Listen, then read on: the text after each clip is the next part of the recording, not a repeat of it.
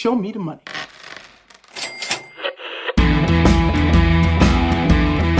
Sim, tá começando mais um Stock Pickers, episódio número 7. Hoje vamos falar de mercado de ações e rock and roll. Eu sou Thiago Salomão e para falar de dois assuntos que são tão apaixonantes, nós trouxemos dois expoentes do mercado financeiro que juntos respondem, aliás, não eles, mas as gestoras que eles trabalham, respondem por quase 50 bilhões de reais em ativos sob gestão.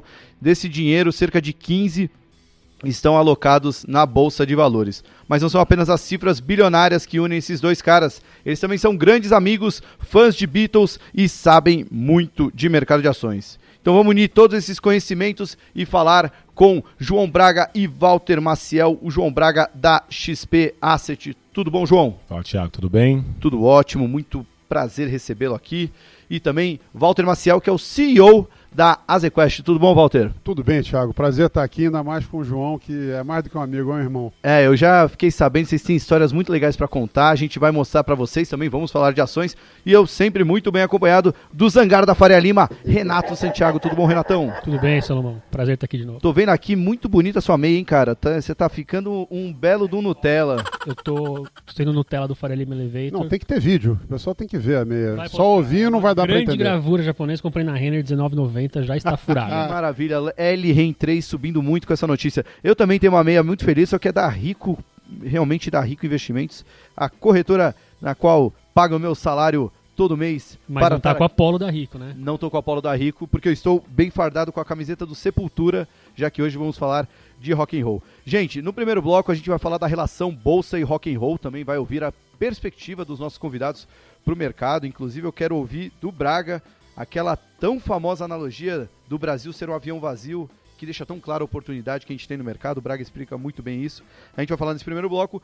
No segundo bloco, nós vamos saber onde estão esses quase 15 bilhões que pertencem, né, à AZQuest e à XP Asset, que estão espalhados no mercado de ações, onde que eles estão aplicando esse dinheiro. E no terceiro e último bloco, aquele ping-pong especial, onde vamos descobrir quem é, na opinião deles, o Beatles da Bovespa, já que os dois aqui são dois bitomaníacos. Stock Pickers, o programa que está no Spotify, no Google Podcast, no aplicativo de podcast da Apple, no Spreaker, no Deezer, enfim, qual é a palavra que você falou? Seu agregador de podcast. No agregador de podcast. Mesmo que você obrigado. baixou esse episódio que você está ouvindo já. Se você não está ouvindo, também não adianta saber onde está disponível o nosso podcast. 1, 2, 3, 4. Bom, começando o programa Bolsa de Valores e Rock and Roll. Primeiro, João Braga. Quem é João Braga em 30 segundos? Bom, sou eu. Não, vamos lá. Minha história sendo bem breve, eu sou de Goiânia, vim para São Paulo, fiz engenharia. Depois que me formei, meu primeiro lugar que eu trabalhei foi na GP Investimentos, na época que o Jorge Paulo, o Beto e o Marcelo estavam lá. Também tive o prazer de trabalhar lá com eles, assim como o Walter, que também trabalhou com eles no Garantia. Eu trabalhei na GP. E depois disso, eu fui, isso lá para meados de 2004, eu fui para Hedging Grifo, tive um convite do Luiz Stuberger para fazer bolsa, do Marcelo Cavalheiro, que hoje é da Safari. Comecei a fazer bolsa lá em 2004, fiquei até 2014, quando vim para a XP Asset tocar, junto com o Marcos Peixoto, os fundos Asset e os fundos de bolsa aqui na casa. Muito bom, muito bom. Walter Maciel, quem é Walter em 30 segundos? Bom, sou um empresário carioca, estou em São Paulo já há quase 30 anos, 29 anos em São Paulo. Me formei em Economia da PUC do Rio, vim trabalhar no Banco Safra. Depois de quase 4 anos no Safra, fui chamado pelo Banco Garantia, fiquei lá 10 anos, Credit Suisse. Em 2006 me associei à ZQuest, na época Quest Investimentos, para desenvolver o negócio e me tornei, ao longo do tempo, CEO da Quest. Fizemos uma associação com a maior gestora da Itália, a Azimuth, e hoje somos aí uma das 10 maiores empresas independentes de gestão do Brasil. Muito bom, estamos bem acompanhados hoje, hein, Renatão? Estamos muito bem acompanhados. Bom, eu queria que vocês contassem pra gente como é que vocês se conheceram, né? Já que a história do rock tá desde o início na vida de Walter e João. Contei um pouquinho pro Thiago isso antes e aí a gente vai se complementando. Temos um amigo em comum, né? Felipe Niemeyer. Filipão. Também trabalha no mercado financeiro, tá na Canvas. Exato, na Canvas. E Felipe nos chamou para ver um show do... Chris Cornell. Exatamente. Grande Chris Cornell, saudade, grande voz. E aí no meio do show ele me apresentou um amigo dele, Amigo começou bem prolixo, né? Como eu, muito tímido. Eu sou o prolixo. Começamos a falar de rock and roll e eu acho que depois de 100 nomes teve uma divergência. Uma divergência. Iron Maiden. Iron Maiden. Que eu gosto, o João não gosta tanto. Medo do escuro, medo do escuro. Embora essa também não é a minha favorita. Mas aí descobrimos principalmente, Beatles, Led Zeppelin, Pink Floyd, mas Beatles acima de tudo, foi a grande convergência. O show acabou, a gente continuou bebendo no estacionamento mais umas 2 horas e ali começou uma grande amizade. E uma banda. Na verdade, eu toco guitarra, o Valtinho também e canta, o Felipão toca baixo, ele sabia do Luiz Alberto Thompson também, que também é do mercado, né? Grande baterista. Que era disparado tecnicamente o melhor da banda, e ali já nasceu uma banda que na semana seguinte a gente já foi ensaiar, e na outra. É uma banda de muito sucesso, né? Que o muito nome, sucesso. Né, deixa bem claro a nossa qualidade. Qual era o nome? Qual era o nome, Valtinho? Subprimes. Subprimes, excelente. ela diz bastante sobre a nossa qualidade musical. E por que acabou a banda? Na verdade, não acabou, né? A gente parou um pouco de Mas ensaiar. a gente Vocês toca. tocavam o quê? Tem uma versão reduzida do Subprime que se encontra de maneira acústica em Ibiúna nos fins de semana. Todo sábado à noite, quem quiser participar, vinho e música, é só falar. WJJW. Que maravilha. Vamos aproveitar então que a XP já tá toda moderninha, o Benchimol tá aparecendo no Instagram. Vamos fazer uma campanha agora, né? pra ele chamar o Subprime pra tocar em algum evento da XP. Quem sabe na Expert, imagina? Podia voltar fazendo um rooftop. O que você acha? Nossa, maravilhoso. Tipo Abbey Road, né? Lá em cima, Savile Row. Espetacular, meu. Eu não consigo imaginar cena mais bonita do que essa. Agora, antes de partir para falar de mercado, eu queria saber de vocês se o rock é realmente o som do mercado financeiro. Como é que é o rock aí no dia a dia de vocês? Nas mesas, nas assets, tem espaço para outro estilo musical? Queria saber de vocês como é que é isso no dia a dia. Acho que é uma questão de bom gosto, né? Você começa a descobrir quem é quem perguntando o que o cara gosta. Se o cara gosta de Pensei samba, que só eu tinha esse preconceito. você já manda para outra atividade, né? Tem que gostar de rock and roll. Preconceito, samba é bom. Evidente que tem uns que gostam de coisas mais light e outros gostam de mais pegada. Você tá de Sepultura. Exatamente. Acho bacana, Metallica, né? Mas assim, tem que gostar de rock. Isso é essencial. Eu também acho, mas eu acho que tem espaço para outras coisas sim. Por exemplo, muitas vezes eu quero escrever a carta do fundo, eu quero me concentrar, um jazz eu acho que funciona super bem. Eu acho que tem outras coisas que também funcionam muito bem ali, tem muito a ver com o que a gente vai vendo o dia inteiro. Eu sou um cara acelerado, rock and roll o tempo todo. Revelação aqui, teve uma banda, acho que o nome da banda é Oterno. Sim, gosto muito do tema. Eu descobri essa banda porque você um dia postou, acho que em alguma rede, talvez no Facebook. Eu falei, que banda é essa? Eu ouvi, sensacional essa banda. Não, conheço essa banda, por acaso, depois eu descobri que é o pessoal do Santa, que eu acabei conhecendo pessoalmente, tudo isso. Eu descobri essa banda voltando de uma reunião, tem a ver com bolsa. Eu tava voltando de uma reunião na Unicasa, em Bento Gonçalves. Aluguei um carrinho, fui sozinho. Na volta, o carro não tinha CD nem nada, não tinha essas coisas de Bluetooth ainda. E eu fui buscando rádios ali e caiu numa dessas rádios universitárias qualquer e tava tocando uma música que é do primeiro disco deles. Quem é quem pra dizer quem é o quê? E eu ouvi aquilo, eu achei muito bom. Eu falei, eu preciso anotar, eu preciso saber quem é. Quando eu falou, a música de Oterno e tal, anotei, depois eu fui atrás e gostei muito. Conheci voltando de uma reunião na Unicasa em Bento Gonçalves. Que maravilha, hein? O que a Unicasa talvez não entregou de rentabilidade, pelo menos entregou com uma bela descoberta musical, né? Sensacional. Bom, já vou lançar até aqui, a gente vai criar uma lista no Spotify. E eu vou pedir para cada gestor, inclusive já vai mandar o convite, para enviar uma ou duas músicas para a gente preencher aquela lista e cada gestor a gente vai identificar quais são as listas que criaram essa playlist no Spotify do Stock Pickers. Para quem gosta do Stock Pickers já vai poder ouvir logo depois do episódio as músicas que fazem a cabeça dos nossos gestores. Bom, vamos falar de bolsa? Vamos falar de bolsa, chega de música por enquanto. Gente, eu já vou pegar um tema que eu abordei bastante na Rico, para os nossos clientes, a corretora, e eu vi o Braga falar desse tema também, que é o tal do trade dos 92 mil, 100 mil pontos do Ibovespa, né? Que a bolsa chegava lá perto de 100 mil pontos, aí o mercado parece que percebia que, nossa, mas o Brasil não resolveu ainda as coisas, e aí caía forte, chegava perto dos 90 mil pontos, mas também o mundo não vai acabar. E ele se recuperava e acabava voltando. Foi um trade que ao longo do ano, pós-janeiro, ele acabou dando muito certo. Será que esse trade já era agora em junho, que talvez o grande, a bola de ferro na perna do Ibovespa era a reforma da Previdência, e em junho a gente deve ter uma definição mais clara? e esse trade deve finalmente tomar uma definição? Ou esse 92 100 mil pontos deve continuar? Se já era, vou perder dinheiro, porque eu vendi agora nessa alta. Vamos lá, é verdade, eu tô com essa cabeça que eu chamo de reversão à média desde lá de fevereiro, mais ou menos, imaginando que toda vez que sobe a coisa não é tão boa assim, tem que melhorar, vai surgir algum noise e tudo isso. E também quando cai, especialmente por problema político, pode esperar que o Bolsonaro vai aparecer abraçado com o Maia depois e vai subir. Então a gente tem feito isso desde o começo do ano, acho que agregou, não foi dinheirão, mas agregou um dinheirinho bom pro fundo. Quando agora no meio de maio começou a cair ali no meio, eu estava em Nova York na conferência do Itaú e foi caindo, quando bateu lá os 90, 89, eu fui para 100% comprado no XP Long Bias, né? Quando eu voltei para o Brasil naquele sábado, o noticiário do final de semana foi péssimo, eu fiquei morrendo de medo. Lá eu fiquei com medo, pô, será que agora eu tô errando para baixo, né? Tipo, vai continuar caindo, eu tô 100% comprado.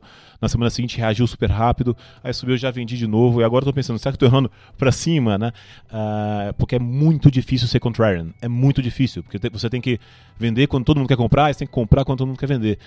Isso machuca, dá aquela dissonância cognitiva que é bem chata. Mas só que deixar isso muito claro, por exemplo, essa venda que eu fiz agora, foi literalmente sexta-feira, foi via opção.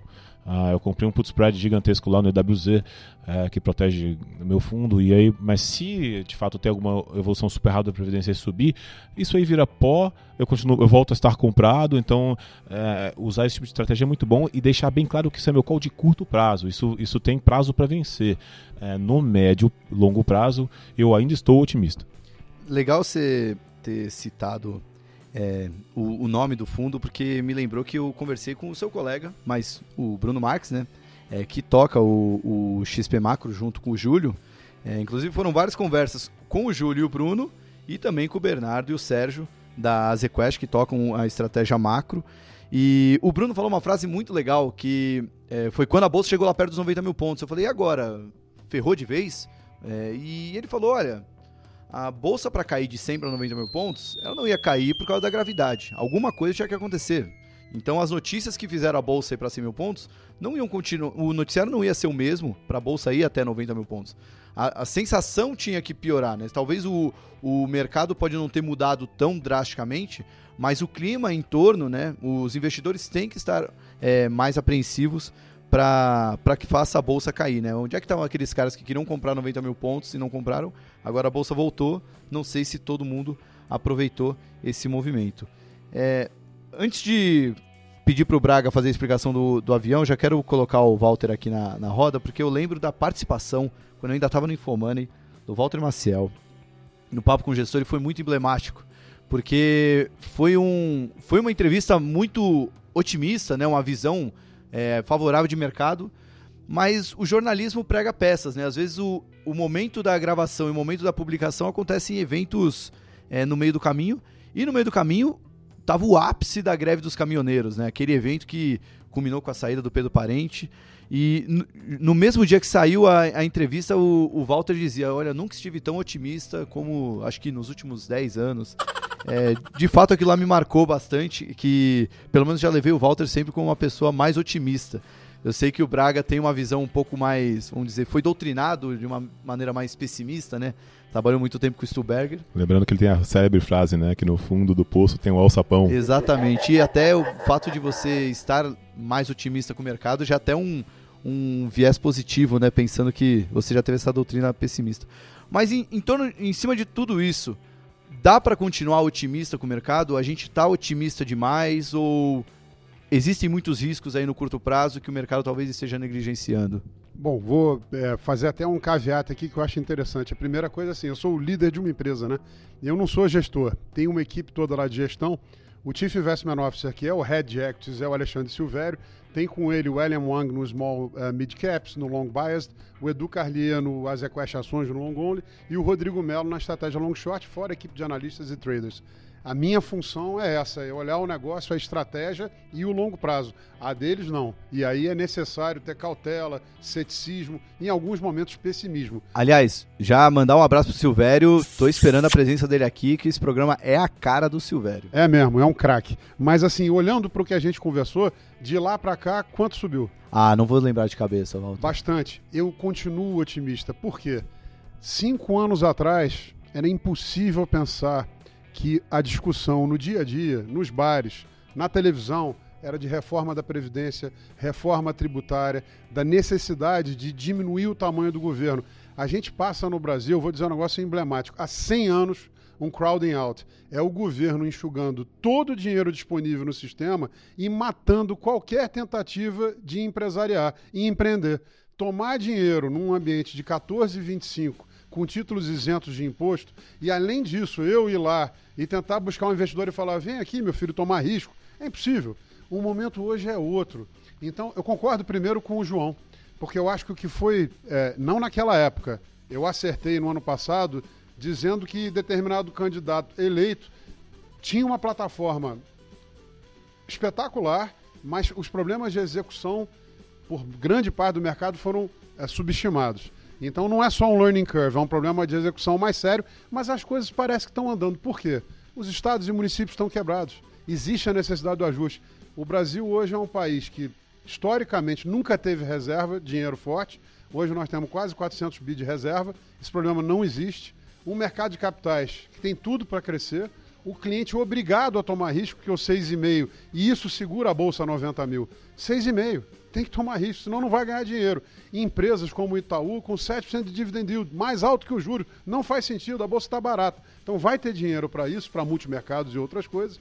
Por outro lado, você tem a necessidade de fazer um ajuste no único parâmetro macroeconômico que nós temos problema, que é o quê? A trajetória da dívida pública local. Porém, dívida que 80% está na mão de brasileiros. Então, se o Itaú e o Bradesco amanhã falarem, vamos quebrar o governo, primeiro quebra o Itaú e o Bradesco, que estão lotados desses próprios títulos. Então, a profecia é autorrealizável. Se a reforma da Previdência passar, o gringo vai olhar e vai dizer, a despeito de todo nós, e o Trump já vem pavimentando esse caminho de você meio que pegar o nós e tirar de lado e ver os fundamentos, apesar disso tudo, num mundo que não cresce, esse país que estava arrebentado se arrumou, e agora tem um monte de oportunidade para investir. Por quê? Infraestrutura sucateada, gargalos em todos os lugares. Eu nunca tive tão animado. E mais, para nós aqui, mercado de capitais, olha só a conjuntura. De um lado, não tem caixa e BNDES para financiar o empresário. De outro, tem um sujeito querendo tomar risco. Quando o empresário mudar a perspectiva, o espírito animal voltar e ele quiser investir, o que ele vai ter que fazer? Emitir ações e emitir títulos de dívida, bonds. Isso vai dar para o mercado liquidez e profundidade. Isso vai dar capacidade para os gestores terem fundos muito maiores. Quer dizer, para o mercado de capitais e para o mercado de gestão, a festa nem começou. Muito animado, muito. Mas, de novo, não é para olhar daqui a um mês e perguntar se eu estou animado. Pode olhar daqui a 6 meses ou um ano. Ou daqui a 5, 10 anos. Muito animado. Tem alguma coisa para complementar no meio dessa resposta maravilhosa do Walter Maciel? Ainda bem que eu também estou otimista de médio e longo prazo. Mas já até fazendo uma ponte com música, né? Esse mundo novo que o Valtinho está citando, que também inclui, até pouco tempo atrás, inclui um crescimento, até 2017 foi um ano muito impressionante em relação ao crescimento global, tudo aquilo, num ambiente que vale até agora, que é de juro muito, muito, muito baixo, sem inflação, uma tomada de poder, uma mudança mundial, não é só o Brasil, né? O Brasil também aconteceu, mas de uma guinada um pouco mais à direita, né? O Stuhlberger faz essa ponte, eu vou roubar dele, essa ponte com a música que ele fala, ele compara isso com R.E.M., It's the End of the World as We Know It. E aí, mas fazendo o meu discurso do otimismo, que é basicamente, eu vou tentar resumir em um minuto, o tema que é de uma palestra, né? Estamos de uma hora, que basicamente, por que eu estou otimista de médio e longo prazo, né? São 4 motivos, né? São 4 coisas sequenciais. A primeira é a questão de ciclo, né? Eu sei que a questão do Brasil, o Brasil está num ponto do ciclo diferente do resto do mundo, mas o Brasil está começando um ciclo muito bom, vindo do pior ciclo registrado da história, menos 10% de PIB acumulado. Então, obrigado, Thiago, obrigado pessoal. Só isso já é um motivo suficiente para estar otimista, porque, né, você quer estar exposto mais a risco. Não estou falando se você é um gestor de bolsa, estou falando se você é uma pessoa na economia real, tem uma cadeia de lojas, qualquer coisa do tipo. Você quer montar uma loja nova, se você está achando que o ciclo vai melhorar, e você quer se defender, você quer se proteger quando você acha que o ciclo vai piorar. Então, esse argumento já é o suficiente. Aí tem um segundo argumento, que é o famoso argumento da teoria do avião. Imagina que um avião sai daqui de São Paulo e vai para Goiânia, no caso da minha terra, né? Enfim, esse avião, quando sai, a Gol, a TAM, eles já sabem todos os custos que vão ter lá, que a maioria são fixos, né? O leasing da aeronave, a querosene de aviação, a tripulação, tudo eles já sabem. E aí o avião está vazio, você vendeu uma uma passagem, né? Para o primeiro passageiro. Esse cara, ele diminui um pouco o prejuízo, né? Ou seja, a margem fica um pouco menos negativa. Aí vai o segundo, diminui mais um pouquinho, a margem fica um pouco menos negativa, até alcançar o tal do break-even. Aí a partir daí a margem é positiva, vai crescendo até o último passageiro, que é basicamente a receita vai direto para o lucro, né? A margem é praticamente 100%. Isso é alavancagem operacional. Essa é a teoria do avião. Quanto mais vende, quanto mais você ocupa, quanto mais você dilui, né, os custos fixos, maior é a sua margem. Que é aquela história, né? Imagina que a gente tem uma empresa que fatura 100, tem custos fixos totais de 50. Quanto lucra? 50. Aí, oba, a economia melhorou, ano que vem lucrou não, né? Faturou 200. Os mesmos 50 de custos, ele lucrou 150. Ou seja, dobrar o faturamento significou triplicar o lucro. Ou seja, esse é o conceito da alavancagem operacional, a diluição de custos fixos, trazendo margem na veia, fazendo o lucro crescer muito forte. E, gente, bolsa não é PIB, bolsa não é crédito, bolsa é crescimento de lucro. Então, de novo, recapitulando, primeiro ponto, economia melhorando, segundo ponto, ganha dobrado por causa da alavancagem operacional, terceiro ponto, ganha triplicado por causa da alavancagem financeira, juro baixo, que é a grande novidade. Tem a implicação direta do juro baixo, né? Assim, se o juro é menor, a empresa tem menos despesa financeira, o lucro cresce, né? Para começar, ou ela pode se alavancar mais para a mesma despesa financeira. E tem todas as subimplicações do juro baixo, que é o que o Valtinho falou, que é vir mais dinheiro para risco, tudo aquilo ali. A gente saiu, só para contar um dado real, que a XP Asset saiu no último ano e meio de 9 para 60 clientes institucionais, aquela galera que é fundo de pensão, esse pessoal que tem que dar inflação mais alguma coisa, sabe? E a gente fechou o fundo e não aceita mais cliente novo. Por quê? Porque esse pessoal teve que correr risco para ganhar um prêmio. Pô, João, falta um ponto aqui, né? Porque, beleza, o ciclo todo mundo já sabe. A alavancagem operacional é primeiro ano de economia. Juro baixo também não é muito novidade. Então por que isso não estaria no preço, né? Porque falta um trigger para isso aqui tudo se realizar.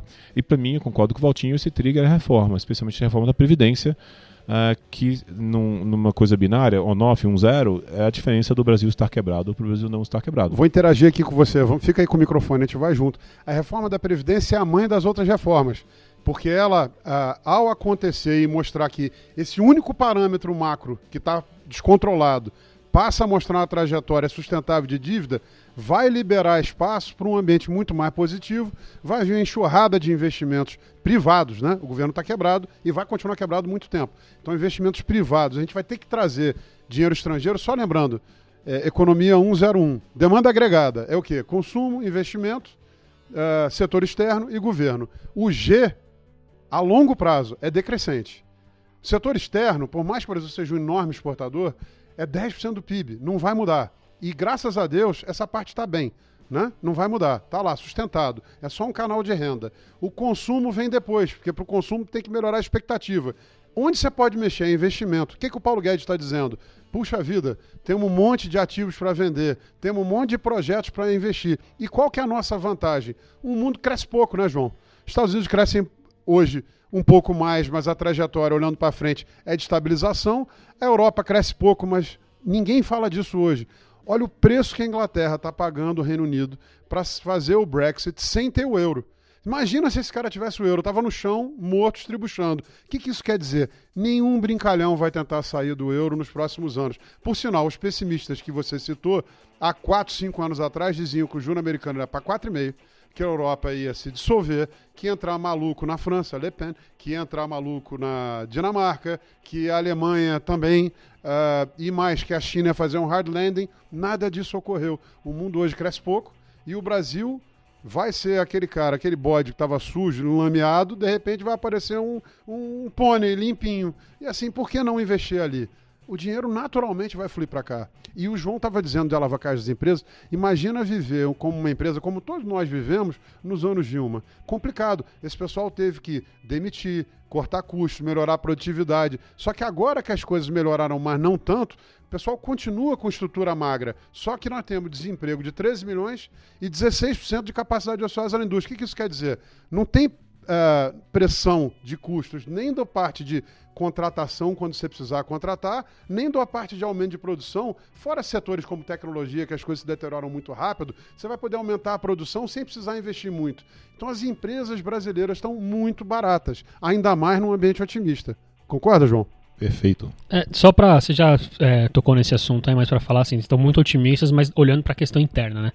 E olhando para fora, não vai afetar questão de guerra comercial, questão de curva de juros que estão falando muito. Isso não pode. João, interage aqui comigo. Vou começar aqui. Todo mundo interagir. Primeiro, eu acho que a nossa questão, o Brasil tomou um para trás nos últimos 5 anos, 100% por questões domésticas. Então hoje o mundo verdadeiramente não importa. Isso não quer dizer que nos fundos macro a nossa turma não esteja olhando juros americanos, cesta de moedas, outros baskets, emergentes versus developed, etc. Mas o mundo importa pouco, a menos que o mundo nos cause um estresse. O que é isso? Crescimento muito acelerado nos Estados Unidos, que é dólar forte, e juros americanos subindo, que vai botar estresse em todos os outros países do mundo, ou uma cagada. Hard landing na China, uma questão política seríssima, uma confusão geopolítica que os beatos à luz da vida, que pregam o fim do mundo, vinha uma guerra nuclear com a Coreia. Nessa época da Europa, do juro americano a 4,5, também tinha a Coreia do Norte. E agora? Né? E o Irã, essas coisas vão e voltam. Né? Não é que não existam riscos, tem que ter uma certa ponderação. Hoje, olhando para o mundo, o que a gente vê? Apesar do discurso extremamente agressivo do Donald Trump, o que aconteceu foi uma redução de impostos, que trouxe mais saúde financeira para as empresas. O país está crescendo, que tira a pressão da população para movimentos mais agressivos, até de escolha política no futuro. A coisa vai ficar entre o Trump, que tem grande chance de se reeleger, e um candidato mais moderado como o Biden, e não um Bernie Sanders, exatamente porque o crescimento econômico é saudável. Na Europa, de novo, os beatos à luz erraram. O que existe hoje é uma dificuldade da Grã-Bretanha, correndo o risco até de desintegrar, de voltar a virar Inglaterra. Nenhuma ilha, né? Porque a Escócia está lá na ponta. É uma questão complicada que desestimula saídas, e uma China que voltou a colocar estímulos, e esses estímulos estão segurando. Então, o mundo para a gente hoje é muito saudável. Lembrando uma outra coisa, a gente tem aqui JBS está subindo quanto? 80% no ano? Por aí. A gente tem uma questão de um choque de oferta na China em função do abate de suínos, que é uma questão de longo prazo, só que isso só vai talvez descortinar a oportunidade para um país que é mega exportador de soft commodities, com China e Índia sendo o principal motor de crescimento do mundo nos próximos 30 anos, que certamente serão. O sujeito, ele, quando começa na escala de Maslow, tem várias coisas que no futuro ele pode deixar de fazer, mas quando ele começa a comer, ele não para. Então, assim, o Brasil está muito também bem posicionado para um choque de oferta de alimentos que claramente vai acontecer. Então, assim, o nosso problema é local. Tem que olhar para o externo. Parece que tem algum risco maior de desacerto lá fora? Não.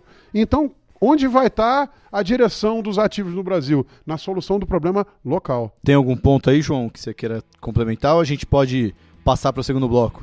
Bom, então vamos agradecer ao Walter, que aula espetacular. E nesse segundo bloco a gente vai falar sobre onde estão alocados os dinheiros, os bilhões de dinheiros de Azequest e XP Asset na nossa bolsa. Fica aí um segundinho, a gente já volta. Esse é o Stock Pickers, com a apresentação de Thiago Salomão. O intervalo desse Stock Pickers vai ser especial. Convidamos o gestor Gustavo Heilberg, da Hicks Capital, para nos explicar a alta de 100% das ações da Eneva. É uma ação que não é muito acompanhada no mercado, mas a Hicks Capital tem a fama de acompanhar empresas mais distantes do mainstream da bolsa, e a Eneva era uma das principais participações da carteira do fundo do Gustavo. E, bom, ele mandou um áudio para a gente explicando por que a ação subiu tanto e quais as expectativas, por que ela continua sendo tão importante na carteira do fundo da Hicks Capital. Confira a explicação de Gustavo Heilberg. Obrigado, Thiago, pelo convite. Falando um pouco sobre a Eneva, é uma empresa que a gente começou a investir em 2016, logo depois da definição do processo de RJ que a companhia passou, quando aconteceu também a fusão da área de energia com a área de produção de gás.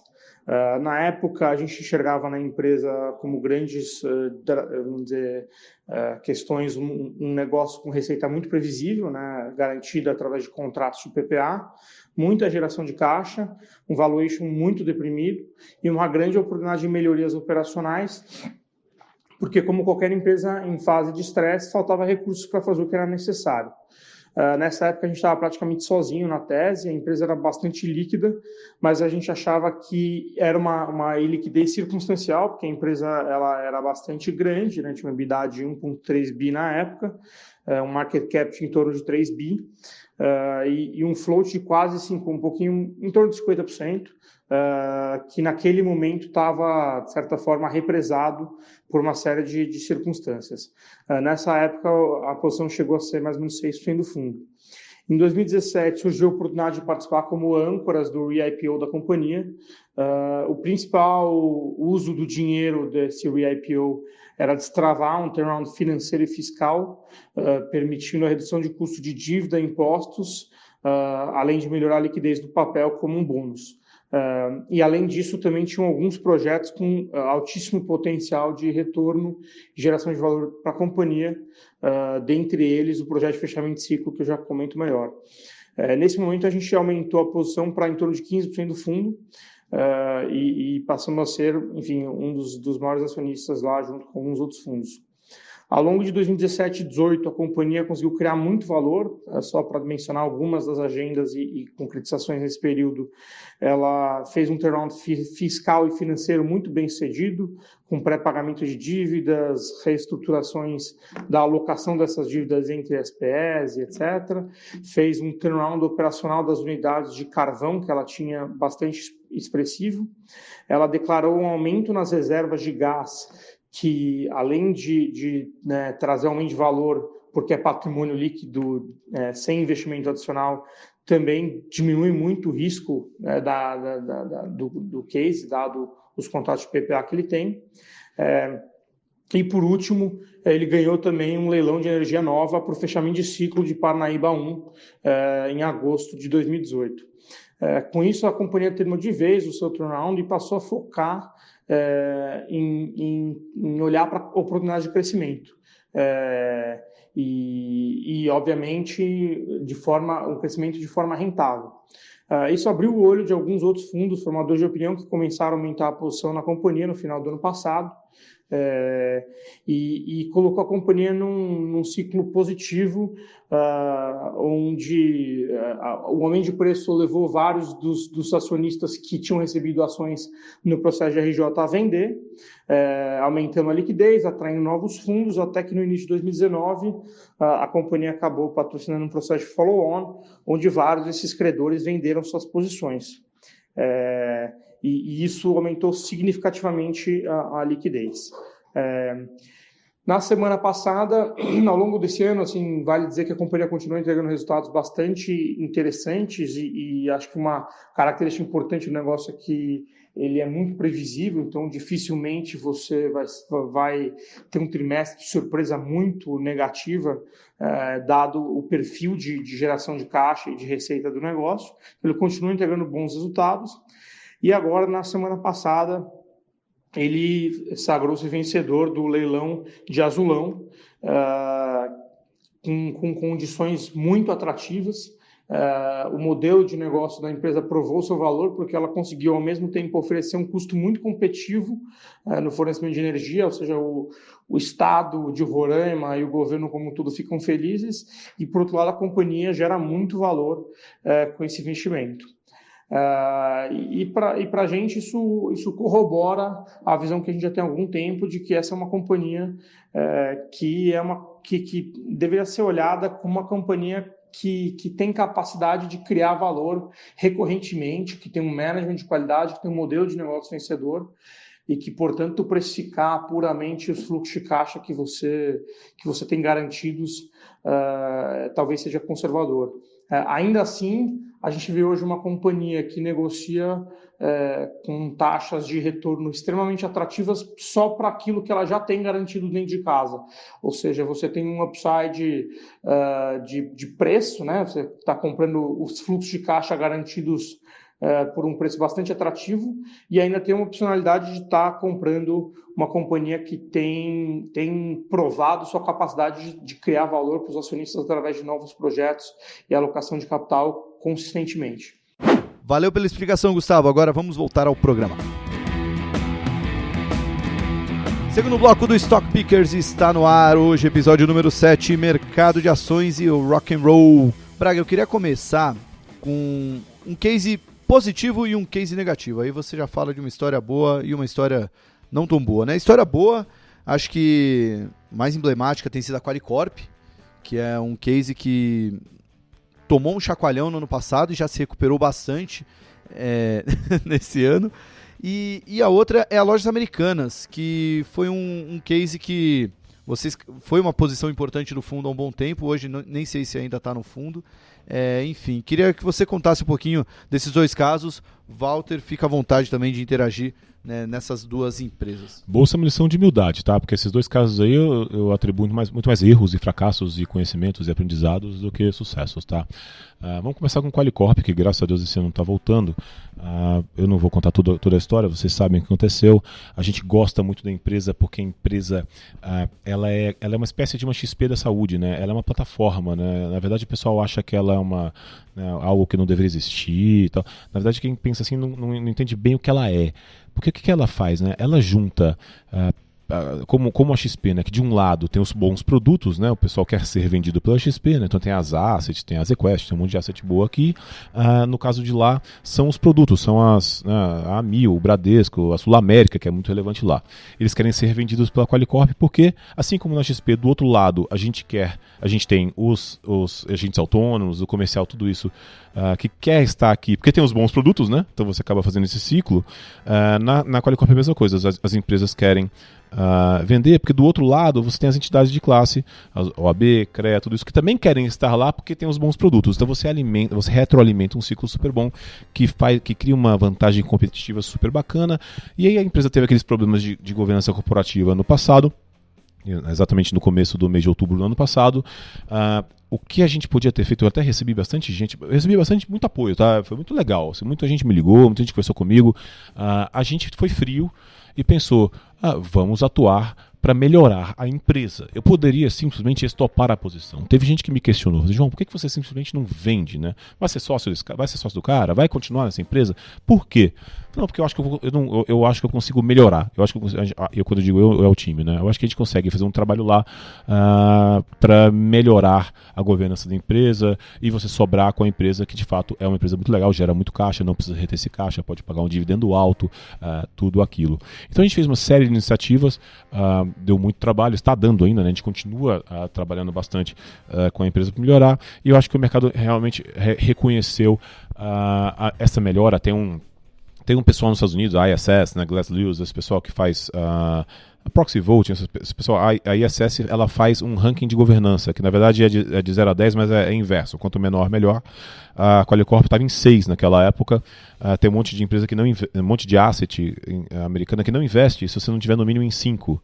E com essas melhoras, a empresa tomou um upgrade para 4 este ano. Isso destravou um monte de fundo gringo para poder investir. Parte da alta é exatamente fundo gringo que voltou a olhar e percebeu que a empresa, mesmo depois de subir 60% esse ano, continua muito barata, tá? 10 vezes lucro. Assim, ela, mesmo depois de subir tanto, então era muito preconceito. Então foi bom ter segurado, foi bom ter feito esse trabalho. Se eu tivesse tomado alguma medida intempestiva de vender, de sair da posição, teria sido ruim.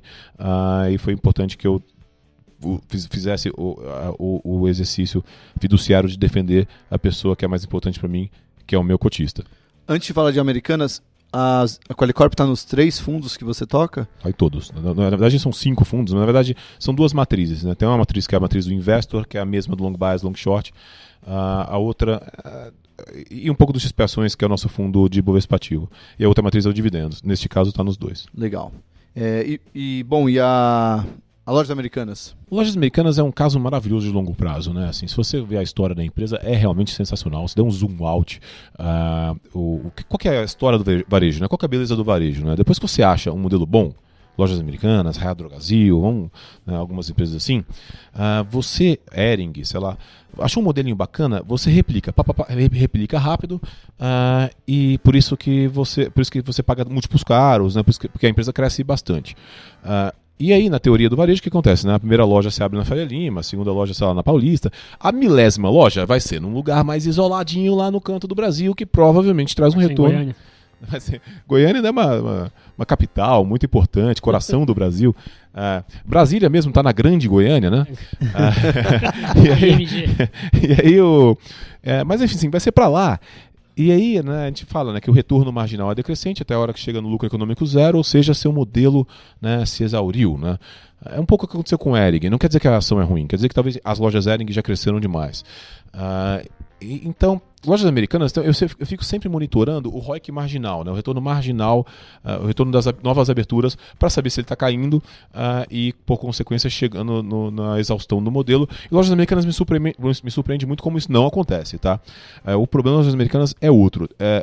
A dúvida é se o modelo não cansou um pouco, esse modelo que eu brinco, né, que é um camelô que paga imposto, né? Vamos brincar que a loja, né, vamos combinar. Mas o fato é que um ritmo acelerado de vendas que eu não consegui ver um retorno bom, eu não consegui ver diluição do que a gente chama de SG&A, né, das despesas gerais, administrativas e de vendas. Né?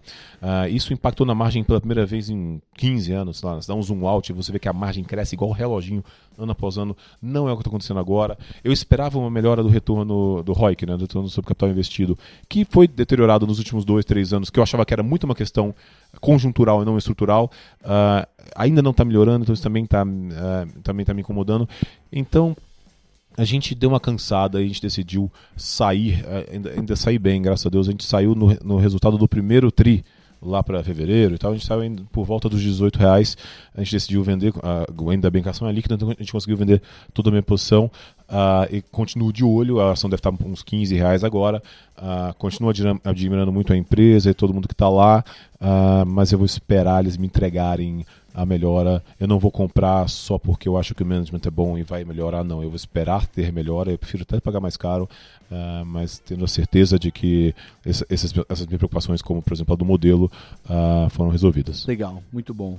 Walter, quais são os cases que estão se destacando ali dentro da carteira do time do Silvério? Bom, acho que os papéis que a gente hoje, alguns dos papéis você está aqui que a gente mais gosta são o JBS. Falei agora há pouco da questão da crise, né, da gripe africana na China e dos efeitos de longo prazo. Na verdade, o que está acontecendo? Como, a priori, né, essas coisas ao longo do tempo pode ter uma mutação genética, mas a priori não passa, comer a carne não contamina o ser humano. A decisão hoje é de acelerar o abate e consumir, né, o estoque que existe. Evidentemente, falando em relação às exportações para a China, os chineses estão abatendo os porcos na China, que estão contaminados, tem que matar, não só para o consumo, mas também para a reprodução. Você tem que eliminar o estoque. E aí o que você está fazendo? Num primeiro momento você tem um excesso de oferta, desse estoque todo você está matando. Então você consome, não precisa exportar tanto. Num segundo momento você gera um problema de curto e longo prazo, porque você vai começar agora sim a ficar muito mais dependente ainda da importação. Isso vai gerar, de novo, um choque de oferta muito positivo para o exportador, para o Brasil, e de longo prazo. E a JBS é uma empresa operacionalmente organizada e que vai se beneficiar muito disso, de novo, no médio e longo prazo. Então o papel, apesar de já ter performado bem, a gente continua acreditando que tem muito para se valorizar. A gente gosta muito de Magazine Luiza, a gente entende todos os riscos, né? A Amazon, etc. Mas acho que é uma empresa que está muito bem posicionada, que tem um mercado forte, tanto bricks and mortar quanto digital, e que tem um espaço ainda para valorização muito grande. O que mais? Gostamos de Renner, né? Eu acho que é um caso clássico de empresa bem gerida, empresa que vende excelentes meias aqui. Gerente que empresa que o Warren Buffett gosta. E além disso, a gente tem uma posição grande no setor financeiro, com overweight em Bradesco, em Banco do Brasil e mesmo no Itaú. Acho que esses são os principais casos. Olhando aí para a questão do avião vazio, os bancos no Brasil têm muito a ganhar com a estabilidade macroeconômica. Vão passar a ter muito mais oportunidade com o mercado mais estável e com o país consertado, de fazer a sua principal atividade, que é fazer chegar o dinheiro a quem precisa investir. E, além disso, ganhar também com serviços financeiros. Então, acho que tem uma oportunidade para o mercado financeiro, para o setor financeiro se valorizar ao longo do tempo.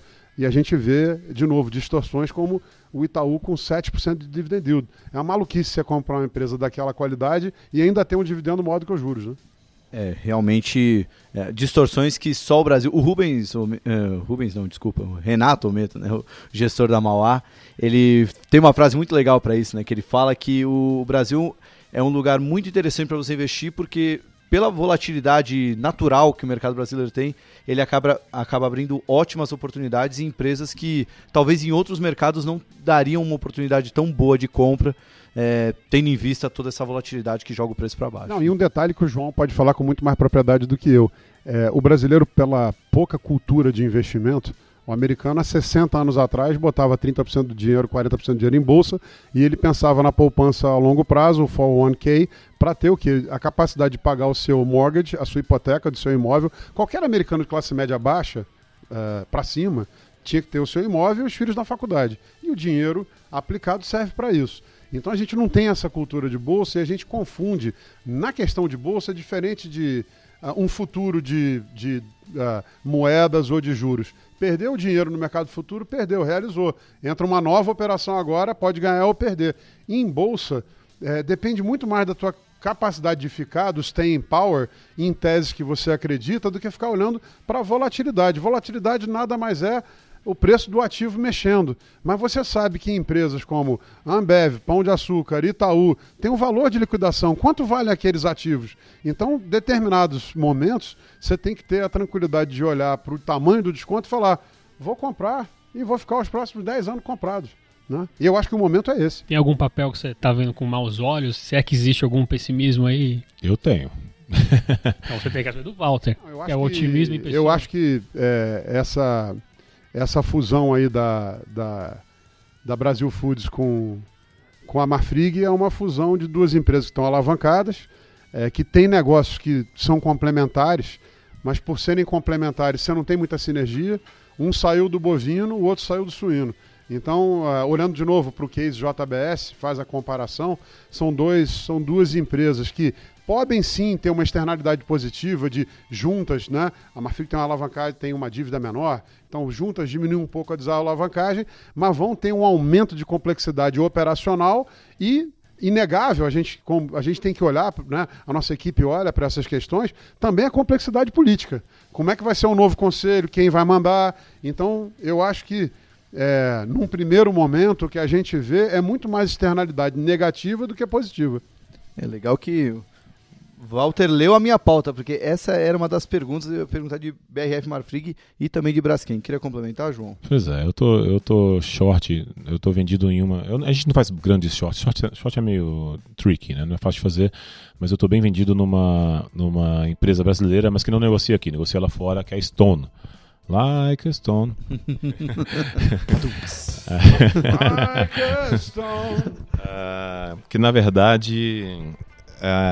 eu adoro a empresa é super boa. O André Street é um cara genial, tá? O pessoal lá realmente é muito bom, mas é um setor que está extremamente competitivo e nada pior para uma empresa do que competição.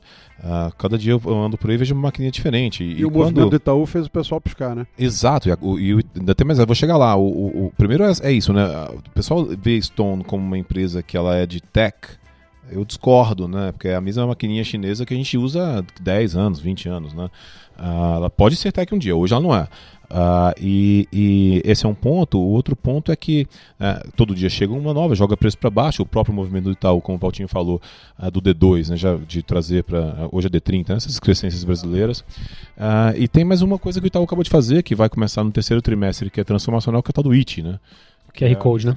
Questão do QR Code, exatamente. Isso aí vai jogar a taxa para 1%, vai jogar uma... É o que a China fez no WeChat e no Alipay, né? Então, enfim, eu não ficaria comprado num setor que é uma competição gigantesca. O Silvério fala muito isso e algum tempo atrás ele me falou, e de tanto o cara, né, que você respeita te dizer, você começa a pensar nisso. O mercado tem um medo de disruption, né, digital em relação ao setor financeiro. As hipóteses fazem sentido, mas esse medo é infundado, porque os bancos no Brasil são muito capitalizados, são diferentes dos bancos lá fora, ágeis. Olha só o que aconteceu nos últimos 30 anos. todos os gringos que tentaram ter um business no Brasil, com exceção do Santander, e vamos dar ao Santander o mérito que ele merece, porque é o único cara que conseguiu ter uma estrutura boa, sólida, né, e com crescimento no Brasil, mas longe dos players locais. Então, assim, esse pessoal tem uma capacidade de responder às agressões com muita energia. E tem um espaço que é um mercado de capitais cada vez maior. Então, o que está acontecendo, na verdade, e eu acho que a XP é a grande...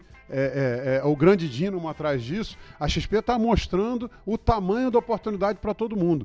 Mas, se você não tiver um negócio como a XP conseguiu montar, muito claro, com uma estratégia de longo prazo muito sólida, o que vai acontecer é que, na grande maioria dos casos, os bancos vão reagir. E esse foi um. Né? 2 movimentos fizeram o valor de mercado do negócio despencar.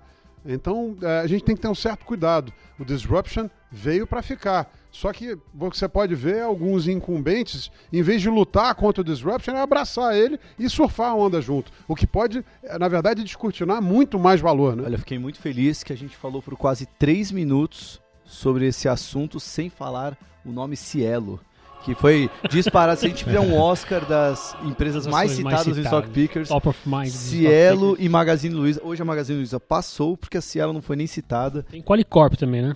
Com a Qualicorp. Opa, gosto de saber que Qualicorp tá hot. Aqui, hot. E, a Cielo hoje passou por um número emblemático, né? Que tava esperando ela fechar no 666, mas ela fechou até abaixo do 666, então já perdeu o suporte do capeta, a Cielo. Já que a gente tocou em varejo e tocou em fusão, Centauro, Netshoes, como é que vocês veem essa possível fusão? Ou o Magazine Luiza? Eu não tenho opinião.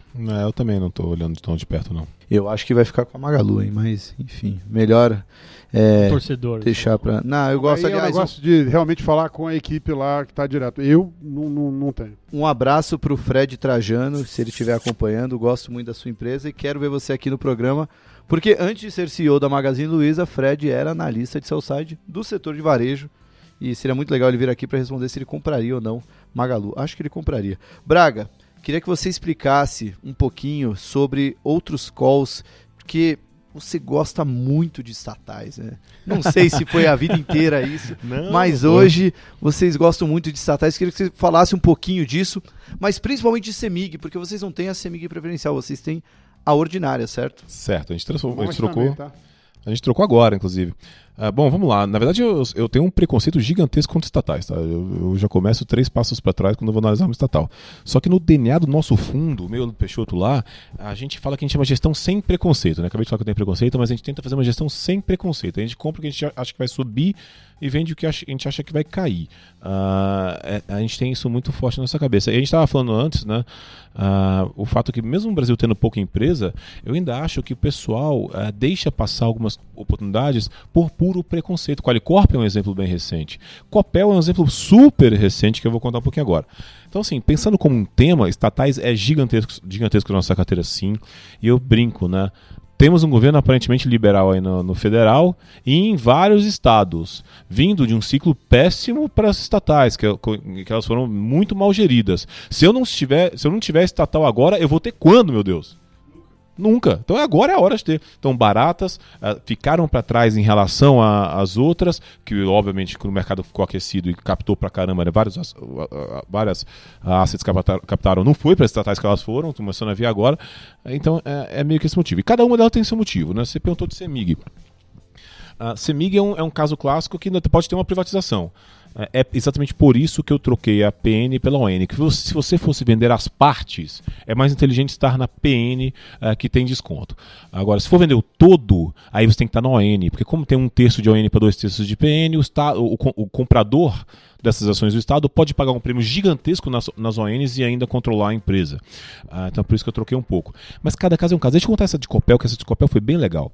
A gente ficou super próximo, a gente é super próximo do Estado, né? Porque a gente tem Sanepar também muito grande, a gente ficou próximo do Ratinho Júnior lá, próximo no sentido de questionar, né? Porque ele chegou a ser populista na época da eleição, falar que ia dar uma dedada no reajuste da Copel, sendo que até ele nem consegue porque é federal. Mas enfim, a gente acabou ficando próximo e questionando, e a gente acabou ficando próximo das empresas. Trocou o CEO da Copel por um cara que era do SBT, a gente foi lá, conversou sobre a empresa, a gente continuou acompanhando, a gente percebeu que a Copel era uma empresa que estava bem para trás em termos de gasto, em relação ao EBITDA regulatório, que você sabe como é que funciona no setor elétrico. O que aconteceu? A gente começou a perceber que a coisa estava melhorando bastante, né? O EBITDA regulatório chegou a tá menos 60, agora está menos 10, bem mais próximo do que seria o EBITDA regulatório, ou seja, ter uma melhora muito grande.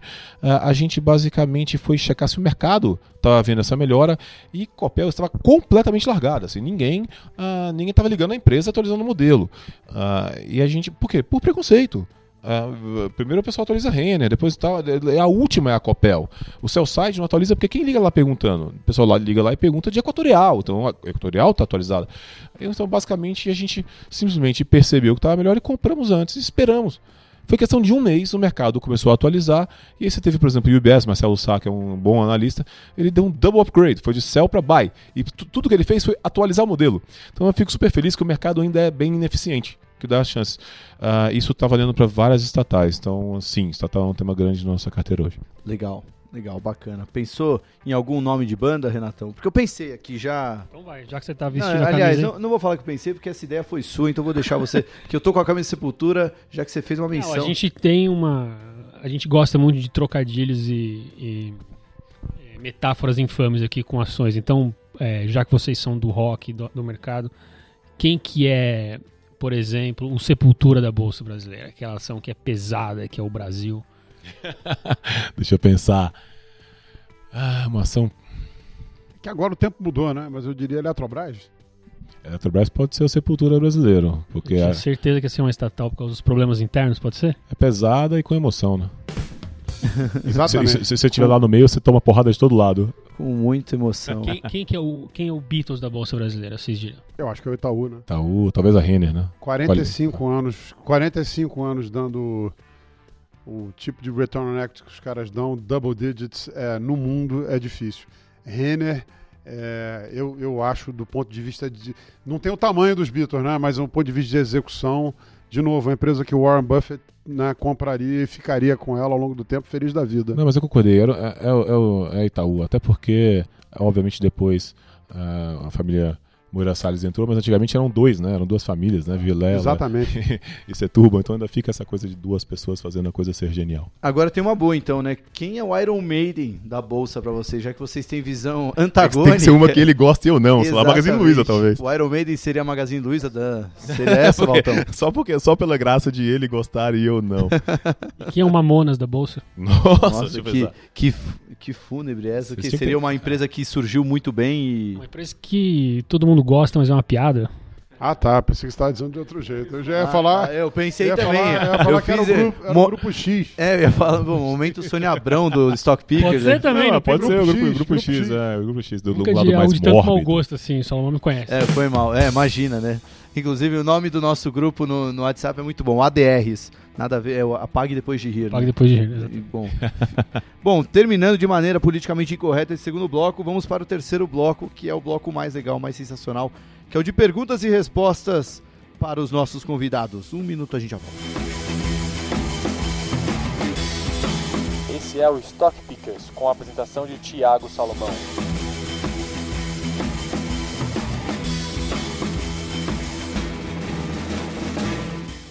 Terceiro e último bloco do Stock Pickers, falando de mercado financeiro e rock and roll, hoje com João Braga da XP Asset, Walter Maciel da ZQuest e o Renatão vai me ajudar no terceiro e último bloco, o bloco mais legal. Tô com as perguntas aqui, Renatão. Mas antes, deixa eu mandar um parabéns, feliz aniversário para Sérgio Guerkman, CEO do Infomoney, e Fernando Vasconcelos, diretor da XP, meus dois queridos ex-chefes.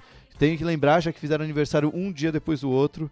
E, sabe puxar um saco isso aí. Exatamente. Tá chegando o final do semestre, a gente tem que lembrar sempre disso. Quem não puxa saco, puxa carroça. Mas vale uma tatuagem essa frase. Bom, mas vamos lá. Meus queridos convidados, essa parte é uma pergunta e uma resposta bem rápida. Pode ser uma palavra, pode ser uma frase, desde que não seja maior que um tweet, para dar tempo de fazer mais perguntas. Vocês que são Beatles maníacos, qual a ação na bolsa seria os Beatles? Vocês já responderam que é o Itaú, mas eu queria ouvir uma segunda ação. Aí já que vocês falaram de Itaú, qual seria uma segunda empresa excelente da bolsa? Acho que é o Renner, né? A loja Renner que você falou. Tentando pensar uma, juntando essa questão que a gente falou de ser dois gênios fazendo uma coisa maravilhosa, mas não fica o Itaú mesmo. Tá bom, então tá ótimo. E quem no mercado financeiro é o Paul McCartney pra vocês? Aquele cara que vocês idolatram no mercado. Aí tem uma coisa engraçada, né? Porque eu idolatro o Paul McCartney e o Valtinho e o John Lennon. A gente tem discussões homéricas. Mas pra mim não tem a menor dúvida, né? Tudo que eu tenho, sou e sei, eu devo a Stuberger. Então, pra mim, ele é o Paul McCartney do mercado. E o seu John Lennon, Walter? É o Jorge Paulo Lema, né? Meu ex-patrão, com certeza. Lá fora é o Warren Buffett, é o cara. Legal. Não, lá fora é o Hard Marks. Eu sabia que você ia citar o Marx. Vou até dizer uma coisa, né? Nós dois idolatramos os dois, né? Tem Exato. ligeira preferência para um lado e para o outro, né? Mas nós dois sabemos que os dois juntos são melhores do que... Mas a gente falou de dois caras, vou falar de um terceiro que não é portfólio manager e tem uma admiração gigante. Olha o que o cara fez ao longo dos anos que ele está à frente da instituição. Jamie Dimon, né? JP Morgan... olha para o mercado financeiro 30 anos atrás e vê quem ficou, mesmo Morgan Stanley, Goldman Sachs, o que eram em relação ao JP, o que é o JP hoje? Estratégia e uma cabeça organizada, com boa liderança, o que fazem para uma empresa. Muito bom. Uma ação que vocês tomaram ferro, mas ensinou muito a vocês. Qualicorp, sem dúvida. Qualicorp, todo o trabalho que eu tive depois, eu aprendi bastante. A ação da ZQuest. Né? A Quest no começo teve momentos muito complicados, a gente sempre confiou, apostou e o negócio cresceu. Fizemos um deal quase multi 4 anos atrás, tínhamos 2 bi sob gestão, criamos um plano de longo prazo para toda a equipe, hoje estamos com quase 20 bi e dá um orgulho danado de ser sócio. Teve uma outra também que eu quero citar, que é a velha, você tem um caso recente, que foi lá atrás, em 2005, eu aprendi que não se deveria shortear a Souza Cruz. Que eu shorteei e tal, mas na verdade dentro desse aprendizado foi não shortear a empresa boa, só porque tá cara. O que é pior? Comprar Cielo ou ouvir Coldplay? Excelente pergunta. Melhor pergunta de todos os stock pickers. Não sei pro Valtinho, que tem um gosto meio duvidoso, mas pra mim... Tem horror a Coldplay. Eu também tenho horror a Coldplay, eu pagaria pra não ouvir Coldplay, então eu prefiro comprar Cielo. Posso ficar com nenhum dos dois? Pode, Tá bom. pode. Caixa, Convidado pode. poupança. Não uma crítica à empresa, né? Ao preço atual, né? Tudo é relativo. A melhor música pra ouvir num dia muito bom na bolsa. Aquele dia que deu alguém e você quer botar aquele som do caralho pra ouvir e comemorar. Money. Cara, tem uma música que aí é bem engraçada, que na verdade nem é tão conhecida, que é a do Black Rose, que chama Go Faster. Essa música, quando eu quero acelerar, seja no fundo ou seja num carro, eu coloco Go Faster do Black Rose. Esse é aquele momento que a produção ia dar play na música, mas acho que se o Spotify ouve mais de 3 segundos a música, ele vai cortar o programa, então deixa quieto. Vamos procurar no YouTube. E a melhor música pra ouvir depois daquele Joesley Day, aquele dia que você sai muito atordoado, qual é o som que embala vocês? Times Like These. Ótima escolha. Boa escolha. Eu acho que esse é o dia talvez que eu boto o jazz lá pra conseguir trabalhar. Se bater a depressão, comfortably numb, mas não, Times Like These. Aí eu vou ficar duplamente... Agora, eu queria que vocês citassem um fundo de ações que não seja nem XP, nem a ZQuest, para não ter o jogo de comadre aqui. Um fundo de ações que não é nenhum dos fundos de vocês. Dínamo. Núcleo do Luiz Soares. O melhor livro sobre finanças. Pra mim, eu já falei, é Hard Marks. O último de ciclos é muito legal, mas o anterior, né, que é basicamente o resumo das cartas dele, que é o The Most Important Thing, pra mim é o melhor livro, é o meu livro de cabeceira. Nenhum específico. Técnico tem vários. Livro sobre finanças que eu mais gostei de ler na minha vida foi Elias Poker, do Michael Lewis, a história da Salomon Brothers. É sensacional e é engraçado ver como isso se repete ao longo do tempo. São ciclos, as pessoas esquecem e fazem de novo. Agora, o melhor álbum de todos os tempos. Álbum branco sem a menor sombra de dúvida dos Álbum Beatles. branco sem a menor sombra de dúvida, acompanhado de perto por The Dark Side of the Moon. Perfeito. Tá, a gente perguntou separadamente quem é o John Lennon e quem é o Paul McCartney, mas quem é o John Lennon e o Paul McCartney que trabalham juntos e fazem uma obra incrível, nível Beatles, no mercado financeiro? Perguntando dessa forma...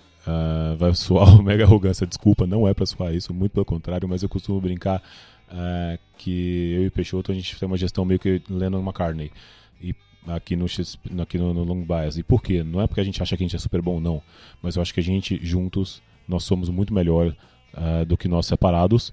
E a outra coisa é, pode perguntar call, pode perguntar pra mim, pode perguntar pra ele quem é que deu, né? Quem que fez aquele call spread de Petro que deu uma bela grana? Quem fez aquela... Você nunca vai ouvir uma resposta. Você sempre vai ouvir falar que é Lennon e McCartney igual eles faziam com as músicas. Você até sabe que um trade tem uma cara de um ou de outro, como uma música tem a cara de um ou de outro. mas é sempre Lennon McCartney. Qualquer coisa em relação à gestão de ações da XP Ações, da XP Asset, é Braga e Peixoto. Não tem nada do Braga, nada do Peixoto. É tudo nosso. Bom, do meu lado é parecido, né? Eu sou o CEO da empresa e o Alexandre Silvério é o CIO.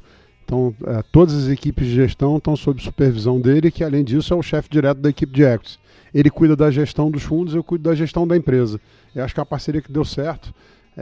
E mais do que isso, né? Nós somos absolutamente complementares. Então, tenho muito orgulho e espero que possamos construir muito mais ao longo do tempo. E não é puxando o saco, mas de demonstrar, pode soar prepotência, mas acho que o resultado que vocês têm entregado, não só em performance, mas a estrutura que tanto a ZQuest quanto a XP Asset montou, de fato são duas histórias de sucesso nesse mercado tão competitivo que é o mercado financeiro. Ia complementar, Braga? Não, eu quero primeiro agradecer muito por participar. Eu vou contar que a gente, na minha área, ouvir música é liberado, porque a gente acha que ajuda a concentrar. Nosso trabalho a gente tem que parar, ler e tal. Eu tenho algumas coisas que eu sempre faço. Por exemplo, toda sexta-feira à tarde eu escuto todo o álbum Tarcos do Emerson Lake and Palmer. Aí sabe quando no final do ano aparece aquela lista do Spotify das músicas que você mais ouviu? A minha principal foi Tarcos, uma música de 25 minutos. Aí eu fui entender por que foi. É porque toda sexta-feira eu tenho essa tradição de ouvir o Tarcos. Então eu acho que música e gestão de recursos, música e rock and roll e bolsa tem sim tudo a ver, por isso que eu achei super legal o tema que você trouxe para hoje. Legal. Bom, Braga, já agradeço aí suas palavras. Walter, muito obrigado. Considerações finais, por favor. Bom, eu agradeço a oportunidade fantástica de estar aqui com amigos. O que você falou agora há pouco, eu acho que está só no começo do crescimento do mercado de capitais no Brasil, e isso vai ter muita oportunidade para as empresas existentes crescerem e para novos entrantes. Música e rock, principalmente, é energia, é movimento, né? E é otimismo. Então, acho que tem tudo a ver com o mercado. E voltando à questão inicial, pessimista que ficou rico, eu não conheço. A gente tem gente que é pessimista, às vezes, no discurso, mas depois vai olhar o que o cara está fazendo, né? Então, o Luiz ficou a vida inteira comprado em bolsa, com heads, com posições, mas acreditou no Brasil, né? Então, eu acho que rock e mercado tem tudo a ver.